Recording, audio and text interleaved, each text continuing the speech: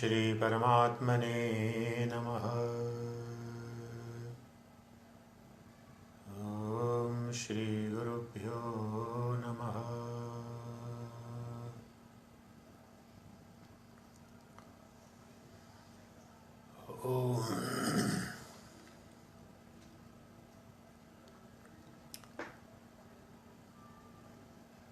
Om Ishvaro Guru Atmeti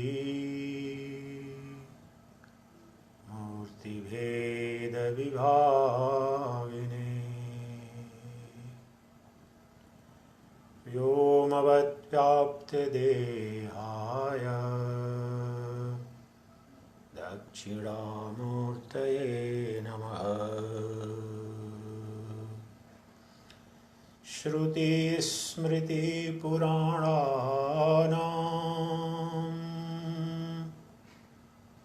Alayam Karunalayam Namami Bhagavat Padam Shankaram Loka Shankaram.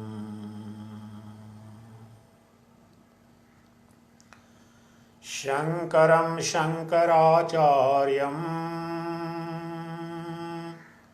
Keshavam Badarayanam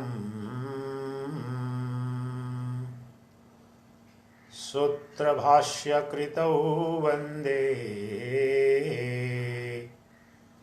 Bhagavantau Punah Punah Bhagavantau Punah Punah Bhagavantau Punah Punah. Sarva Vedanta Siddhanta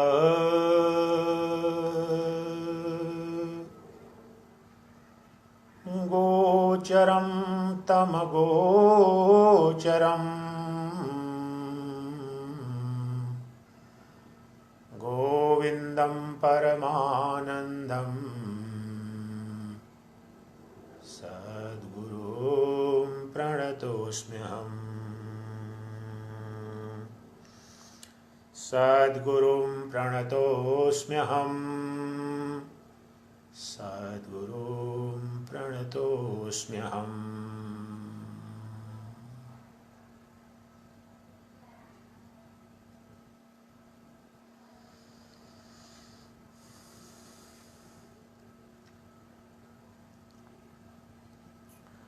Dear Divine Selves, today is one of the most sacred days in the calendar of Sanatana Dharma. Today is the birthday of the great Advaita Master, Jagat Guru Adi Shankaracharya.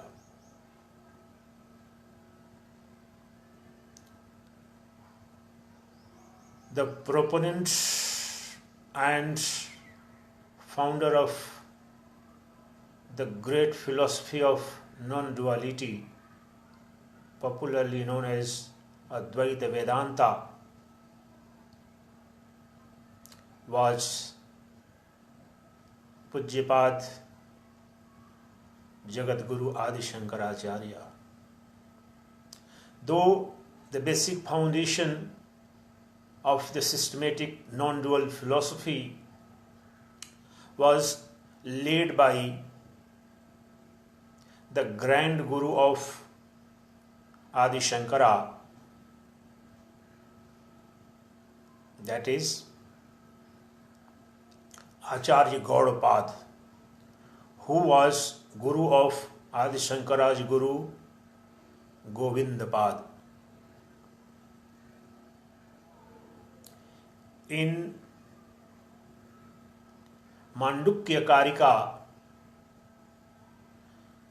the commentaries on the verses of Mandukya Upanishad, Acharya Gaudapad laid down the fundamentals, or if I may say so, the foundation stone of the Advaita Vedanta, the non-dualist philosophy of truth. And Jagat Guru Adi Shankaracharya organized it, systematized it, and converted into a systematic non-dual philosophy.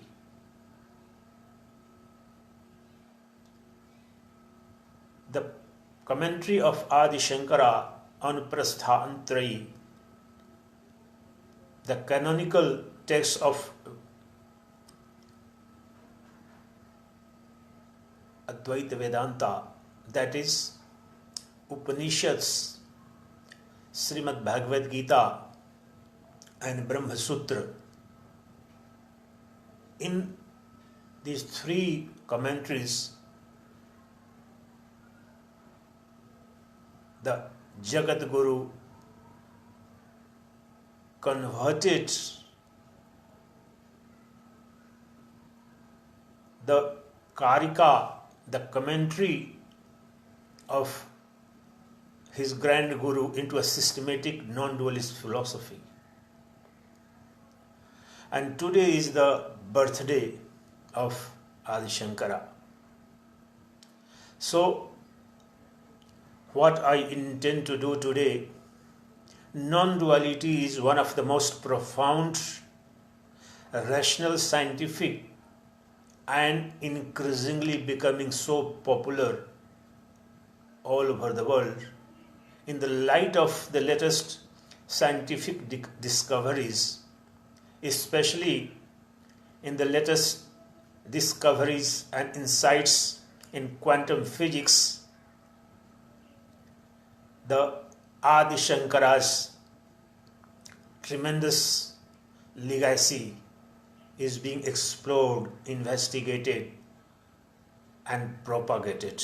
And of late, even in Western countries, more so in Western countries now, people are realizing that the philosophy of non-duality alone can provide or prove to be panacea for all the ills and woes afflicting the mankind, whether the problems are political, social, economic, cultural, or ecological, unless and until we come to realize our true nature, the true nature of the universe, the true nature of our relationships. The suffering and sorrow that we are experiencing every moment as humans won't cease. So today, Advaita Vedanta, this non-dualist philosophy, is a vast subject. But on this auspicious occasion of the birthday of Jagat Guru Adi Shankara, what I intend to do is to explain in simple but systematic manner one of the most profound statements of Adi Shankara. And because that statement is the heart and soul of Adi Shankara's philosophy of Advaita Vedanta, the non-duality. So let me first recite that most profound statement. Even in the literature of the human history, you would find a more bold statement. Impossible, even in the literary genius of the human history, the boldness and clarity and simplicity, and yet the most profound statement. of Adi Shankara.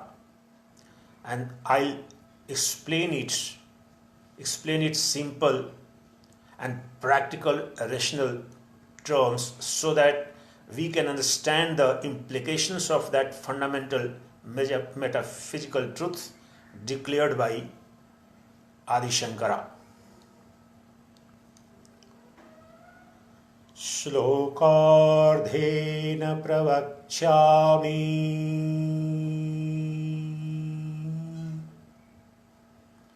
yadavaktum granthakotibihi brahma satyam jagan mithya jivo brahmaiva naparah Jivo brahmaiva naparah Jivo brahmaiva naparah Jagat Guru Adi Shankara in this verse, the most radical verse, declares that,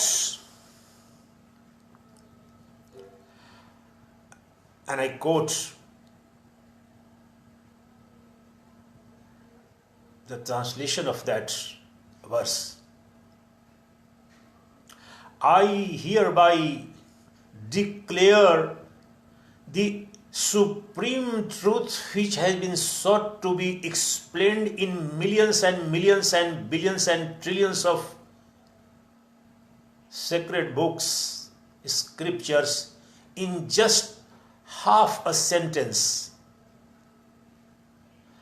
I am going to declare the supreme truth in just half of a sentence, which has been sought to be explained by millions of billions of trillions of sacred literature in human history, and that is this: Brahma Satyam Jagan Mithya Jivo Brahmaiva Naparah.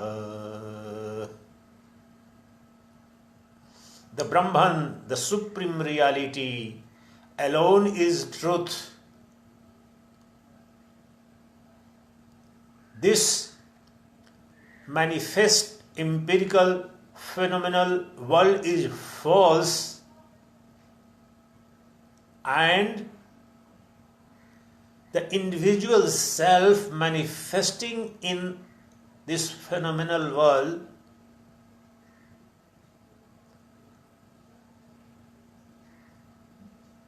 the individual selves in the universe, in this physical, empirical universe, are none other than that same one non-dual indivisible Brahman, the supreme reality. There have been innumerable commentaries, debates, discussions, and controversies also on this statement, but very few of the people try to understand the true meaning, the ultimate purpose of this statement. There are three segments to this declaration. The first, that the entire visible, empirical, phenomenal world is nothing. That's a false. Now, this is the statement that is very difficult for an ordinary, ego-based individual self to understand, that this entire visible phenomenal world is false. But this statement is preceded and followed by two statements. You need to understand those two statements in the context. Brahma Satyam, the Brahman, ordinarily loosely translated as God, the supreme reality. The Brahman is the only truth, the ultimate truth. This visible, physical, phenomenal world is false, but the individual jiva, the jiva, what is jiva? Here jiva signifies that same jagat, the universe, physical, phenomenal universe, which Jagat Guru calls as false.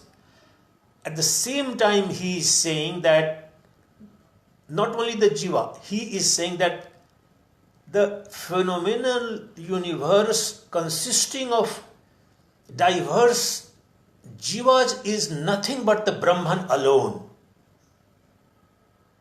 If you understand this, there is no negation or no conflict in the statement, no controversy at all. What he is trying to suggest is that the entire universe and the ultimate reality of the existence is nothing but the Brahman. The source, substance and substratum of the entire universe is nothing but Brahman. But the physical, phenomenal world of names, forms and attributes is false. False in what sense? False as it appears in the form of name, form, attributes and duality. The names, forms, attributes and duality is false because all the dualities have sprung out of one non-dual, indivisible, pure consciousness. All the names have come out of one nameless Brahman. All the forms have been born out of the one formless, nameless Brahman. In this sense, the individual jiva, the human beings, the plant life, the animal kingdom are all the names and forms and attributes of the phenomenal world are false in this sense that their ultimate nature, their supreme reality is none other than pure consciousness, the Brahman. The Brahman is of the nature of Sacchidananda. The entire Upanishads or Vedantic literature is nothing but exposition of this one word, Sacchidananda. It consists of three words, Sat, Chit, Anand. Sat, eternal existence. Eternal existence is Sat. Chit, pure consciousness. And Ananda, bliss, immortal. That Sacchidananda is the nature of the Brahman, the God, the supreme reality, and that alone, that Sacchidananda in himself is nameless, formless, genderless, attributeless, but in every name that nameless, formless, attributeless Brahman alone has manifested, though that Brahman is without any form, size or shape, and yet in every shape or form none other than the Brahman alone has manifested. The Brahman in himself is attributeless, beyond all attributes, beyond all qualities. And yet, the Brahman alone has manifested in all attributes and qualities of the nature and the universe. That is the true significance of the second part of the declaration, that the jiva, you, I, or other living beings or non-living beings, they are false in the sense that they are not what they appear to be. It doesn't mean they are non-existent. The source, substance and substratum of all the names, forms and attributes and the jivas, individual selves manifesting, is the one pure consciousness, infinite awareness. That alone has taken all the names, all the forms, that alone has become all the attributes and qualities you experience in your life. The food you enjoy, the human beings you love, the objects you aspire for, every single experience in your life is being made possible, is enabled by none other than that supreme Brahman of the nature of pure consciousness. Let us try to explore it. I am not here to explain the metaphysics, abstruse, sterile philosophy, but life and living truth within you and me is nothing but the Brahman, the supreme reality, and in that sense we are immortal. All of us are immortal. We are all indestructible. In that sense we were never born, we will never die. The body is definitely going to die because it was born out of the great five elements. But the illuminator and revealer of this body and universe, Adi Shankara here refers the term Jagata, Jagat Mithya and Jiva as coterminous. There is no Jiva other than the universe Jagat, and there is no Jagat without the Jiva. So what he is trying to suggest, that the Jagat and Jiva that you experience, your so-called rational experiences, empirical life, they are false as they appear, but they are not false in their essence. Their essence is nothing but one non-dual, indivisible, supreme reality called by Veda as Brahman. Other religions and faiths call God. The Upanishads call that reality as Paramatman, the Supreme Self. So,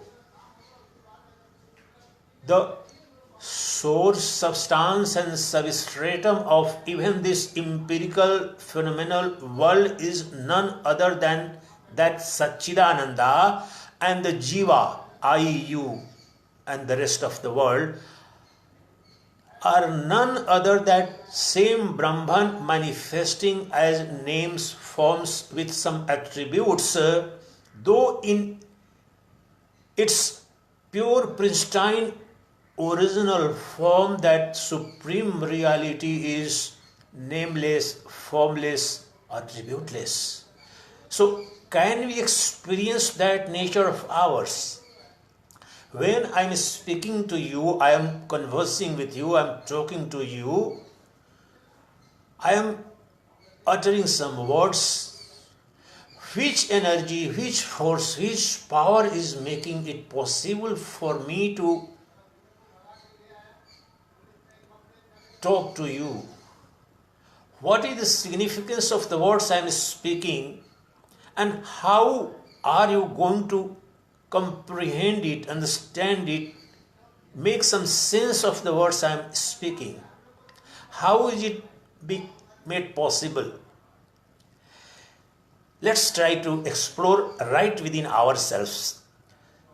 You see, the beauty and greatness of Advaita Vedanta is that it is not a faith, it is not a belief. As Adi Shankara says, that unless and until you realize for yourself your true nature, the faiths, beliefs and the scriptural injunctions are of no use.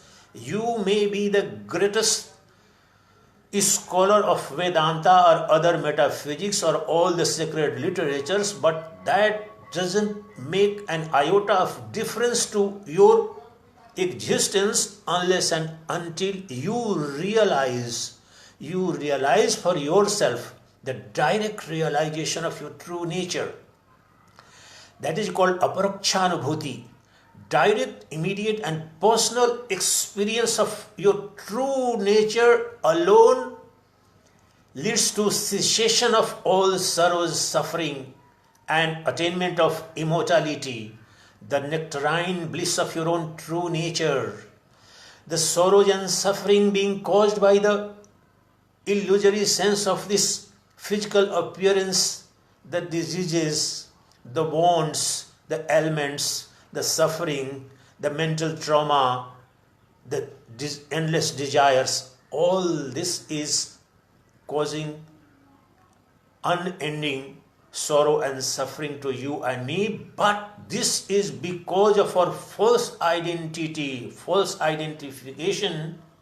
We have come to believe that we are body, mind, intellect with certain name and form. This is the primordial ignorance, nascence. And the same is called as original sin. There is no sin other than that ignorance of your true nature. Every single other practical, behavioral sin I and you commit is on account of this ignorance of our true nature alone. The original sin is our ignorance about our true nature. Our identification with the body, this mortal, ephemeral mass of blood, bones and flesh with certain name, form and attributes, which was born to certain parents, is not our true nature. How can we experience it? Is it possible simply because I am saying, or the books or Vedantas have been saying this? No, it has zero value unless and until you realize for yourself. How can you realize it? That the Brahman is the only truth, the phenomenal physical world is nothing more than appearance of the same Brahman of the nature of pure consciousness. In other words, the entire phenomenal physical world and its infinite range of multiplicity, duality and diversity is nothing but modulation and modification of one indivisible non-dual reality called pure consciousness. And pure consciousness alone is Brahman. Pure consciousness is inherently and intrinsically infinite mass of bliss. Bliss is a very profound term in Vedanta philosophy. The bliss is an English term and it is not a right translation of the term in Vedanta, Sanskrit term Ananda. I'll come to that later. So let's try to explore as to what is the substratum of my presence, my existence at the moment. The God and the Brahman is not to be realized in the next life or in other moments. The God is ever-present reality and omnipotent, omniscient and omnipresent truth. So where is God at the moment? Let's explore. The sensual experience that we have been undergoing every moment is based on the five senses, and these five senses are the root of all illusion, all ignorance. They are outgoing. The extroversion of the mind through the equipment or instruments of these five senses is every moment creating illusory appearance and hiding the truth. What is the truth? Now I have closed my eyes.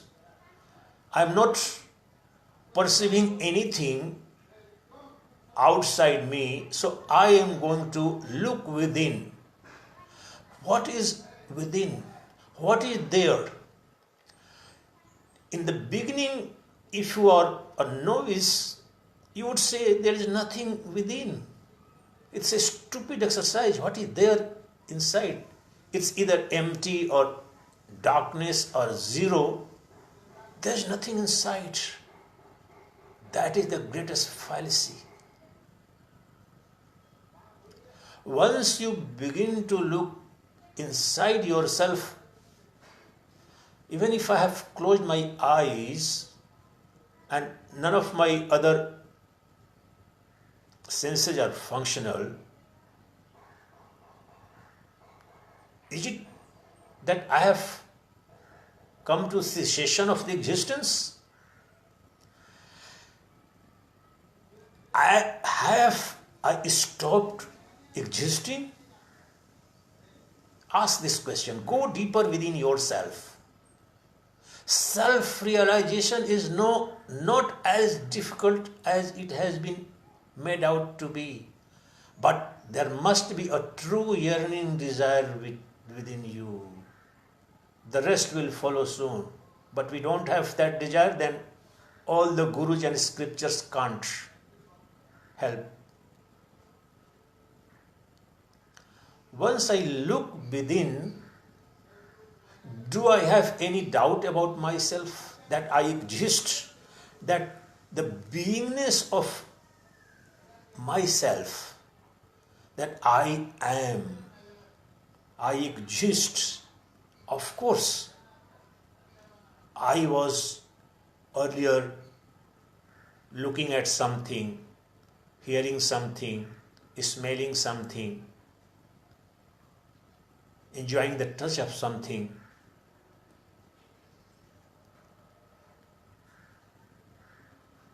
Now I have stopped those things, but has my sense of being diminished or disappeared? Not at all. I am very much alive. I am very much in existence. What is there that is ever present witness, ever present proof of my existence? That is pure consciousness. The pure consciousness ever present in me, the vast, spacious awareness within me is the substratum of my understanding, my perception, my comprehension. All cognitive experiences are happening in, upon, and through that pure consciousness alone.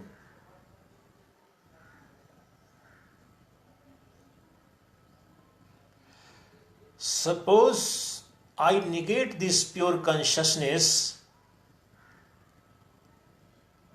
hypothetically, mentally, intellectually, do you think that I can experience anything, either past or future or present? None whatsoever. The past, present and future all are present in my present moment.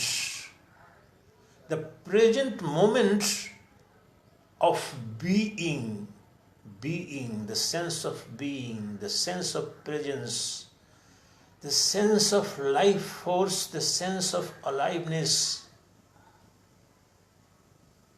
That is my pure consciousness.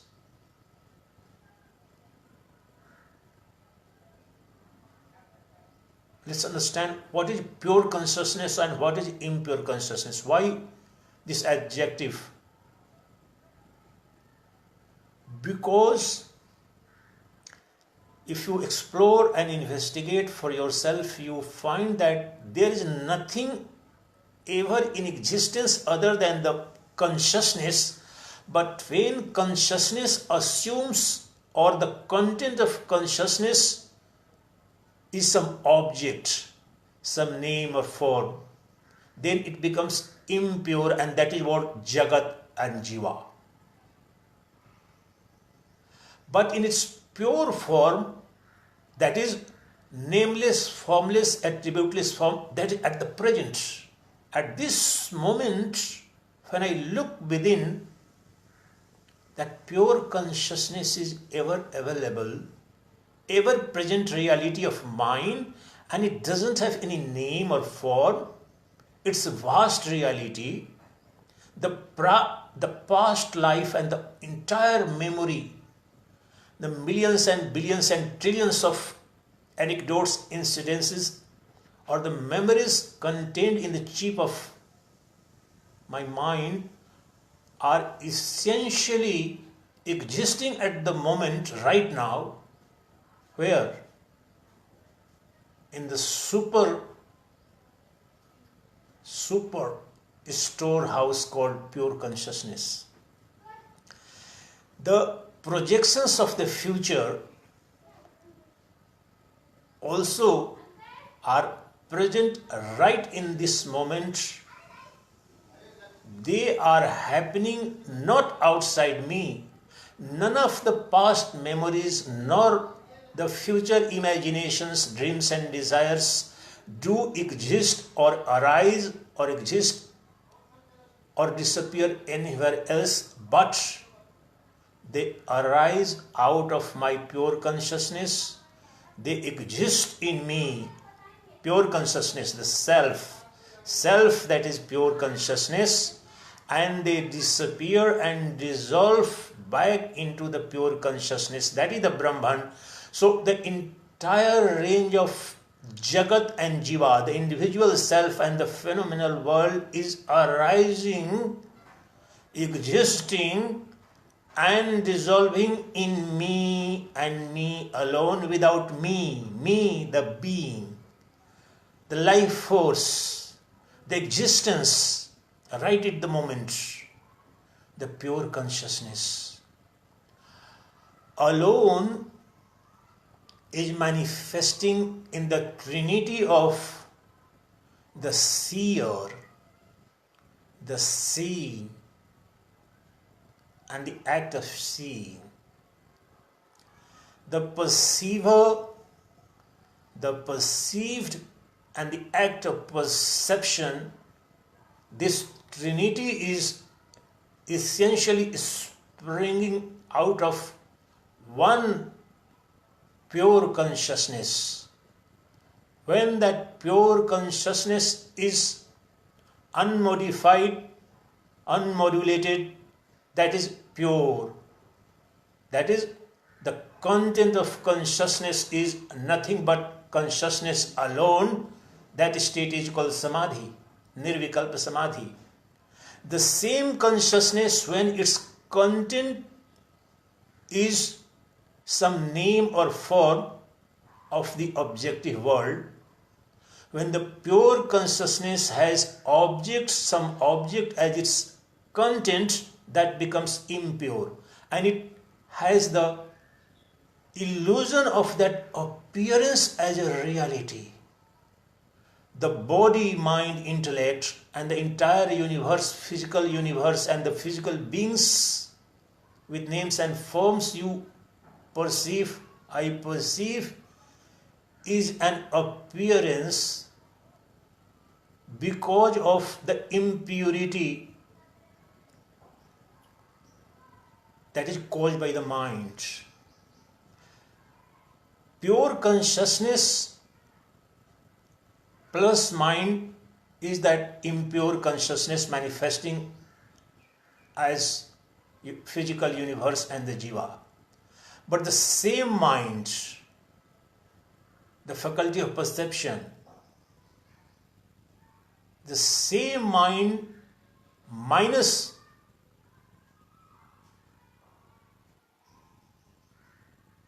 objective world as its content becomes pure consciousness.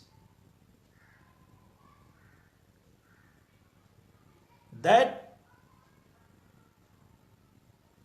pure consciousness plus mind creates the bondage, sorrow and suffering because the mind alone is creating all duality, diversity and multiplicity in my experience.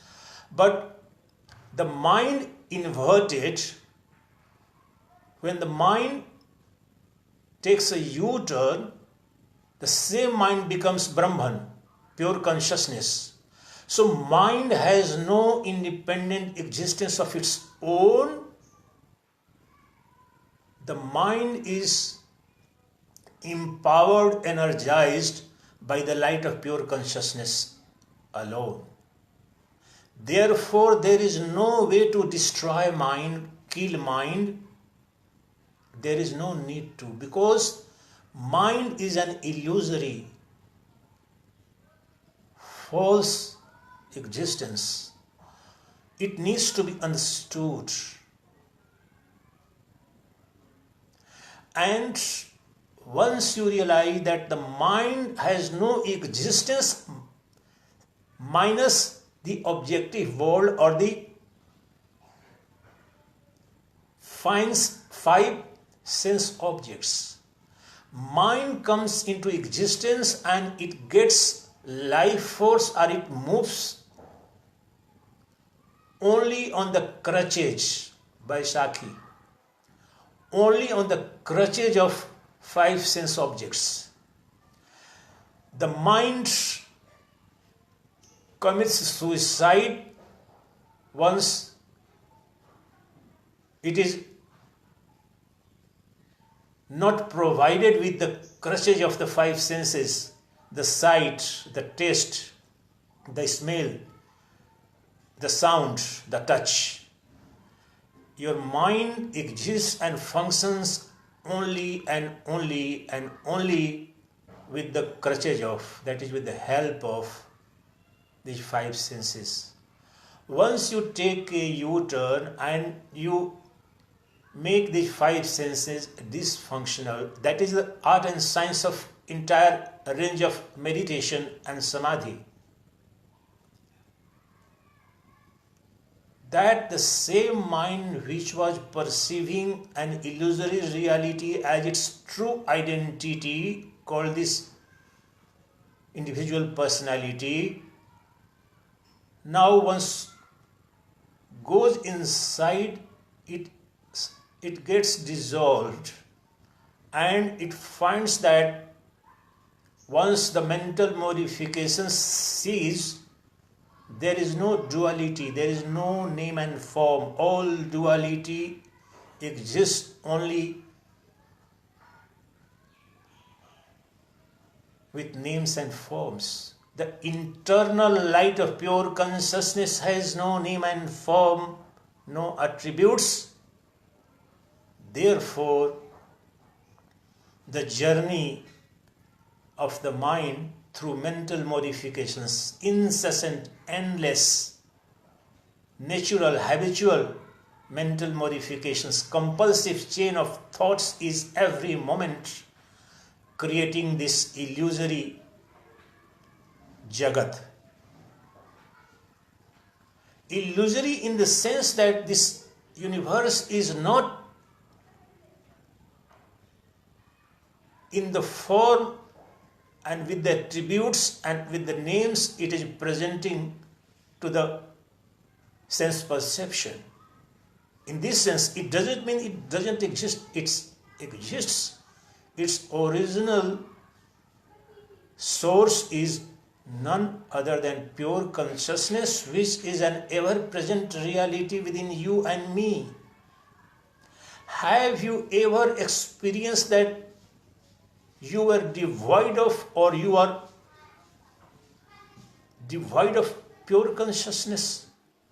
No, it's impossible. As in the case of this physical universe, all physical perception through naked eyes becomes possible only through the light of sun. After the sun lights, the ordinary human life begins. In the same way, and in a much more profound way, the light of consciousness alone is responsible for every single experience you ever had in the past, you are having at the moment, and you would have ever in the future. The past, present, and future are the divided trinity caused by the illusory mind.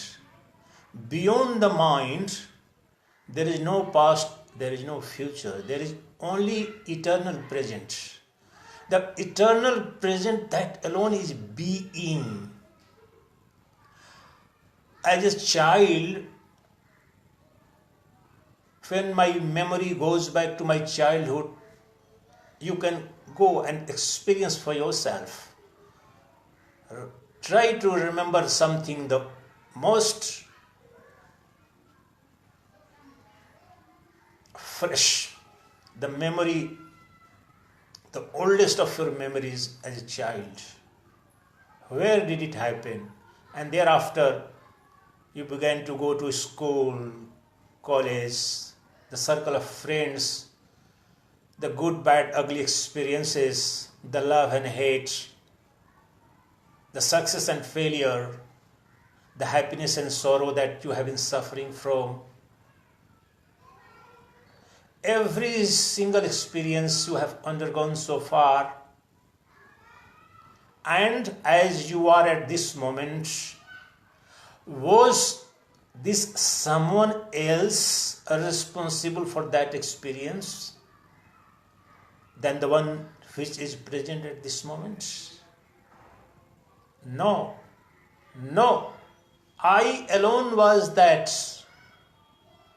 But since due to illusory identification, I identified myself, oh, this is my childhood, my body as a young child of 4 or 5 years, then a teenager, adolescent, then youth, then grown up, fighting somewhere, studying somewhere, loving someone, hating someone, feeling exuberant at some point, dejected at another point. Where did it all this happen? The experiencer of all this, the illuminator of every single experience so far in my life was one and the same, and there is no difference in that illuminating power. That is Atman, the ever-present reality of mind.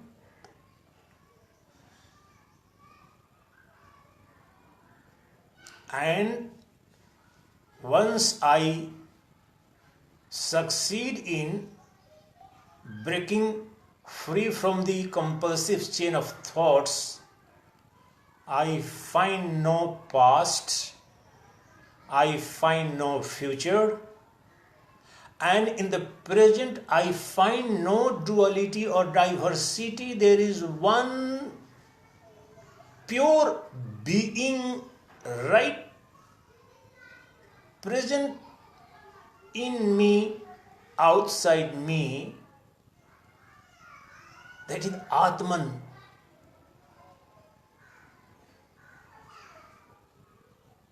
In upon and through which every experience I am undergoing. That same power, that same ever-present energy is the supreme reality, the supreme nature of yours and mine. That is called Brahman.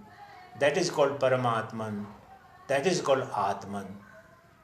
That was never born, that will never die, but not because I am saying or the scriptures are saying, but this can be experienced by anyone who takes trouble to go deep within.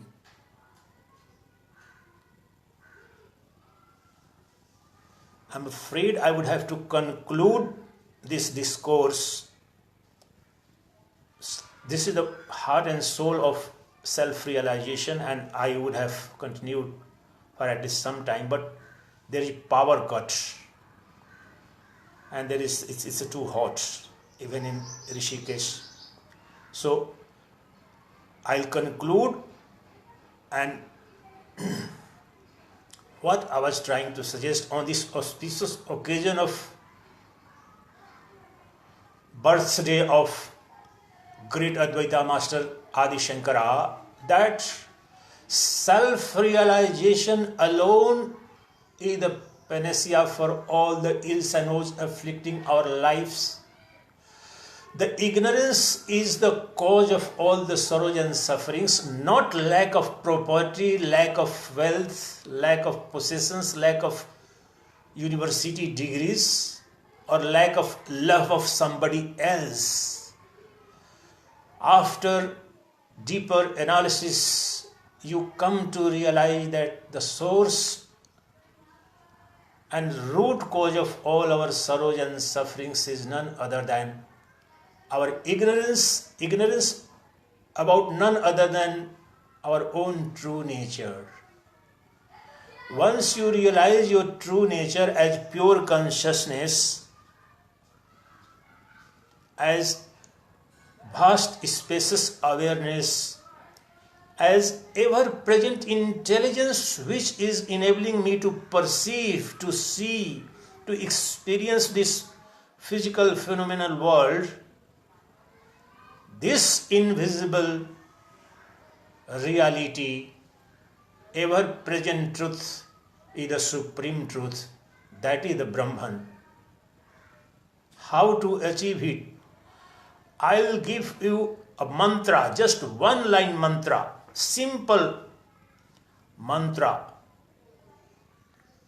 in English.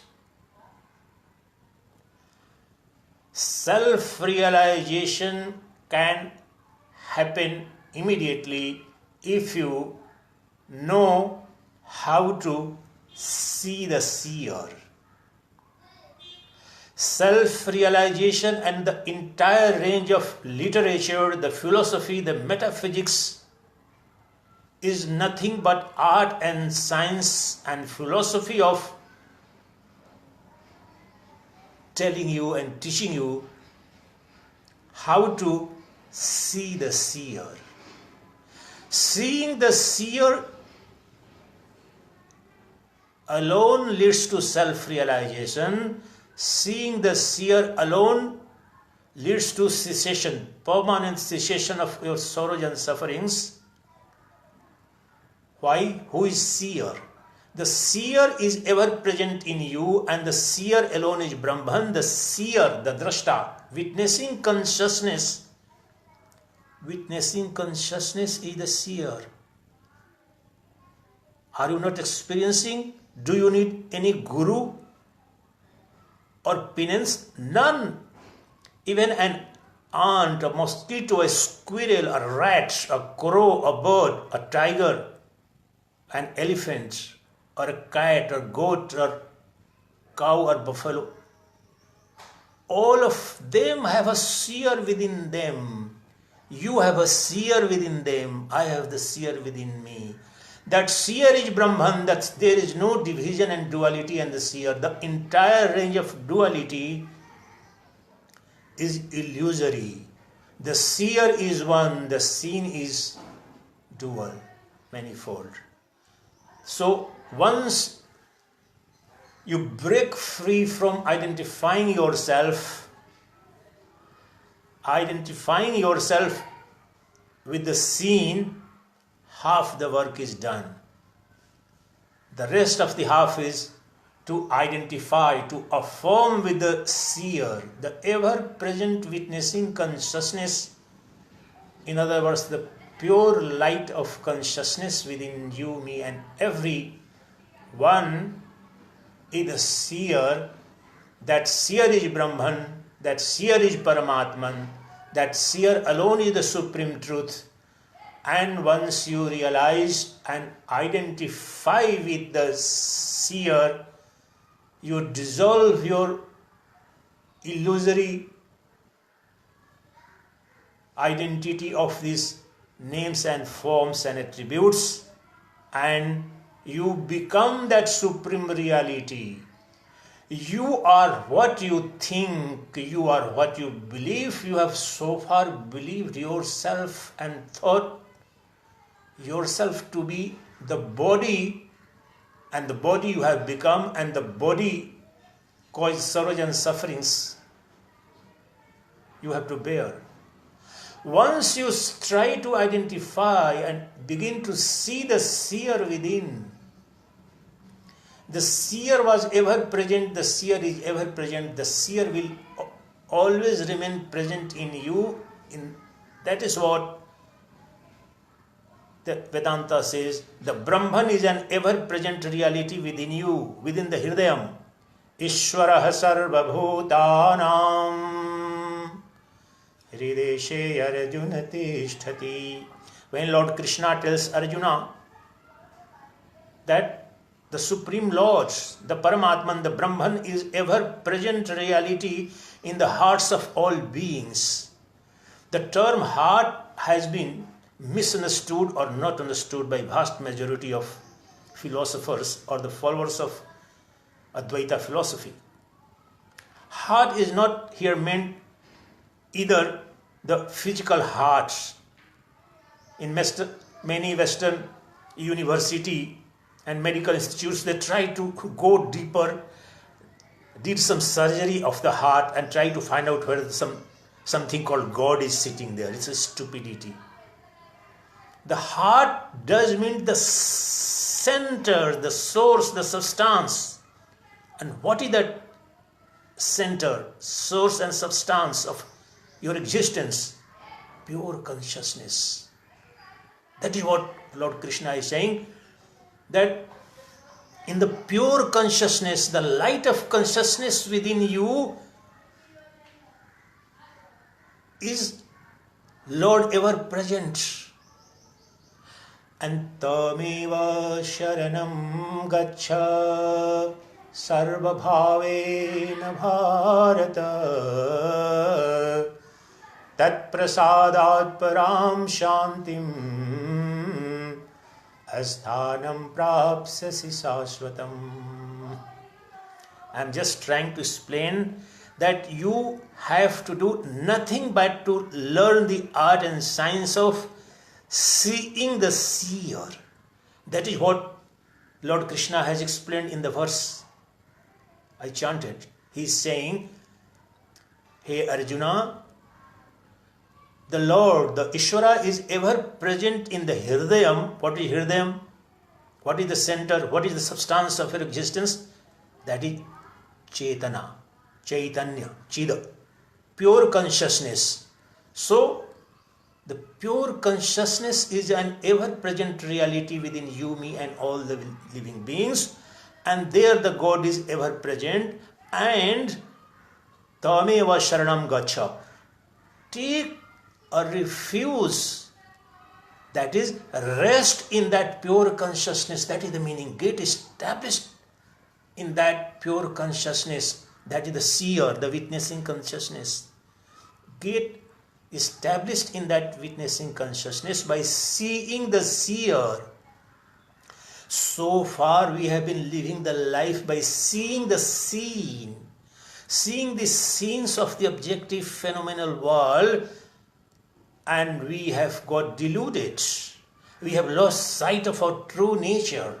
The ever-present, self-effulgent, almighty, omnipotent reality within us is an ever-present reality, but we have forgotten it, lost sight of it, because we are ever preoccupied with the objective world, the five senses, where the mind is having a feast of illusion, feast of falsehood. So Lord Krishna says, Tameva sharanam gaccha sarvabhavena bharata. By every way, in every manner, take the refuge in that Ishvara, the ever-present Ishvara, as the pure consciousness within you, that is, rest in that. What happens after that? Tat prasadat param shantim asthanam prapsasi shashvatam. By that surrender, by that refuge in the pure consciousness, you attain the supreme peace. The peace is a very fundamental, substantive, metaphysical concept in Vedanta. Peace is that state when you aspire for nothing, desire for nothing, you lack nothing, you fear nothing, you have nothing to lose, you have nothing to gain, because you have realized your true nature, immortal reality, which is fulsome reality, wholesome reality. Only then you become truly peaceful. Peace in Vedanta is not absence of noise, but absence of all want, all ignorance, all desires, all fears, and all expectations. That happens only and only not because I say something or Lord Krishna says or the Vedanta says. No, unless and until you realize that Tameva sharanam gaccha sarvabhavena bharata tat prasadat param shantim asthanam prapsasi shashvatam. You attain and achieve the ultimate abode of yours, the final refuge that he called variously in different scriptures, that is Vaikuntha Dham, Parampada, that is Moksha, that is Atma Sakshatkar, the self-realization. That alone is known in other philosophies as enlightenment. The truth, the Brahman, the Paramatman, who is ever-present reality within you, that is Hirdayam, as Lord Krishna says, as pure consciousness, who is listening to my words.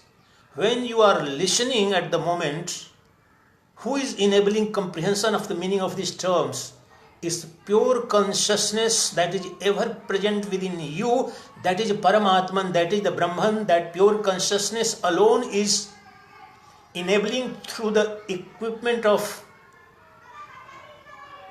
five senses and the mind. They are equipments. The five sensory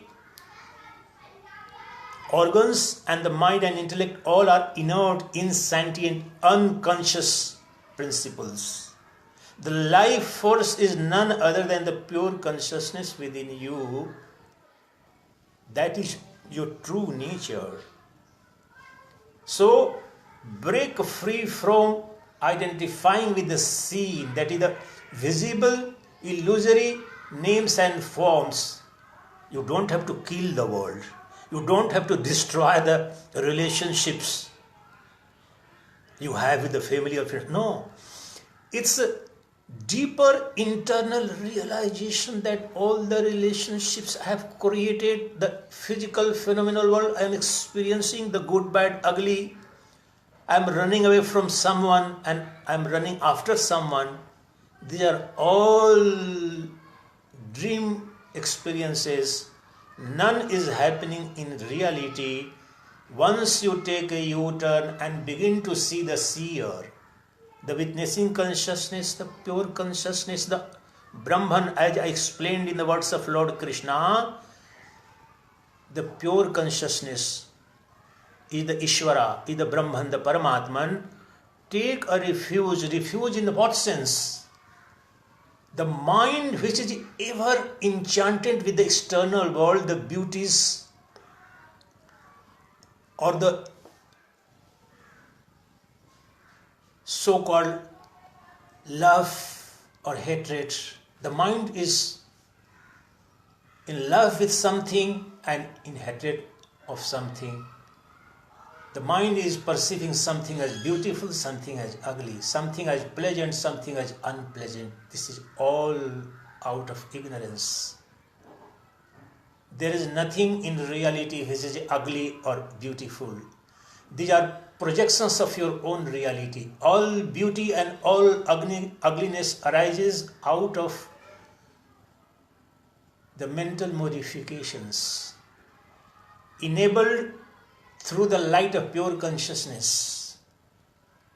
There is no external beauty, there is no external love, there is no external pleasure, joy or bliss.